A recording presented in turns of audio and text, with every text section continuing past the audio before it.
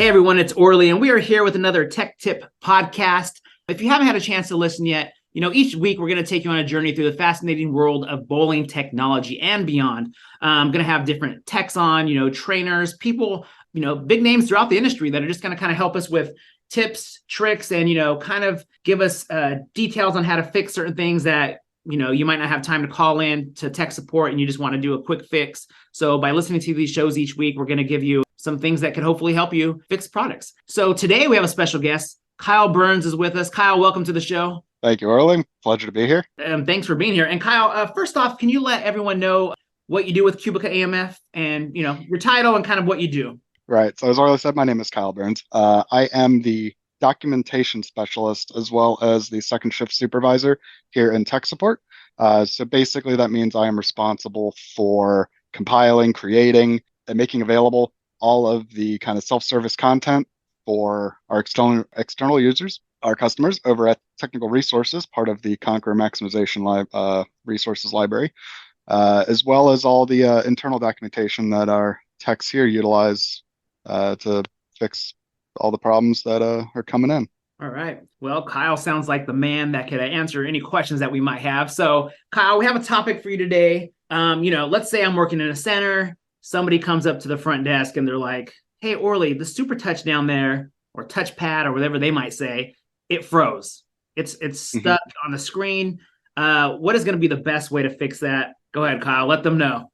Okay, so the first thing we want to determine on this one is whether or not you're having a problem with the super touch itself, or possibly a problem with the scoring CPU, the black box that's up there behind the monitors. The real quick way to go check that is if you're over at the front desk, just go into the all lane screen, select the lane and go to special functions. There's an option in there that says keyboard.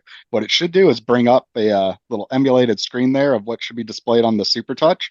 If you're able to select things from there and get the game to progress, get like the sign in to progress, change environments, do anything like that, that's going to give you an indication right there that the CPU is functioning fine. You're definitely having a problem with the super touch unit itself. If you're not able to do it, well, then we might be looking at a problem with the CPU. Now, in this case, the first step we're going to want to do, kind of regardless of where the problem lies here, is we're going to want to do what's called a reinitialize. What that's going to do is basically wipe all of the software components out of the scoring system and then reload them from scratch. So what you're going to want to do from that is from the Conqueror main menu, you want to go to the setup menu, then go to lane setup and then upload the lanes. Down at the bottom there, you'll see a little blue, if you're in Conqueror X, you'll see a little blue selection bar for lane selected. Click that. You'll get a little mini all lane screen, select the pair, and then you'll see down there in the bottom right a button that says reinitialize. Go ahead and hit that and hit the OK on the dialog box. That's just telling you this is going to take a little while. And then let it go from there. Probably take you about maybe 20 to 30 minutes to get a full reinitialize done. But then after that, just go ahead and reopen the lane, check, see if you got a communication back on the super touch where it's not freezing up and you're able to have things go as it should. If you don't have that, what you're probably going to want to do then is just swap the super touch out with another known working unit, preferably from another lane pair. Then you're going to want to reinitialize both of them. If you still got a problem with that original super touch, that's going to be an internal fault on it. There's not really much else you can really do. You're just going to have to get a replacement on it.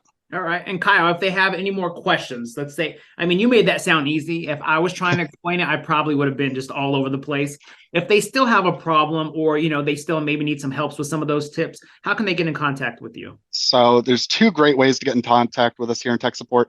You could either give us a call at 866-460-7263 and then hit option 3 at the menu.